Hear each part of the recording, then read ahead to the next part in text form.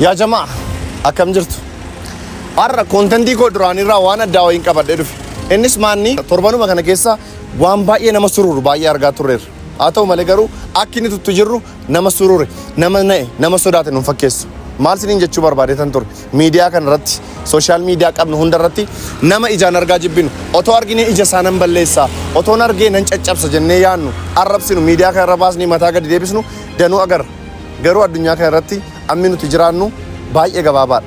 Ammuma guyyaa tokko bulaa deemnuun guyyaan du'a keenyaa nutti as adeemaa bula. Kanaafuu wal jibbuudhaaf miti wal jaallachuuf yeroo nuti qabnu baay'ee xiqqoodha. Fakkeenya yeroo gabaabaa yaadannoo yeroo dhiyoo obboleessa keenya dheengaddaa daandii Adaamaa irratti du'e sana yaadachuu dandeenya.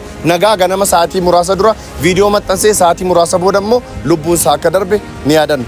Maarree atis boriftaan waan sirra ga'uun beektu. Kanaafuu nama si dallansiise nama atillee dallansiiste koomentii jalatti meeshin gochuudhaan dhiifama gaafadhuun yeroo nuti qabnu wal jibbuuf osoo hin taane wal jaallachuufuu baay'ee gabaabaadha waan ta'eef. Keessattuu immoo dhaamsi koo kun ijoollee biyyoota hambaa jiran addatti immoo ijoollee biyya Arabaa keessa jirtan waanuma isin ilaallanneen waan akkaawuntii keessa irratti illee dhiibbaa nuumneen waan maallaqa sumunii tokko illee irratti hin arganneen gandaan wal qoddanii sababa siyaasaa sababa garaagaraatiin wal arrabsaa ooltu sun isiniin omaan fayyadu.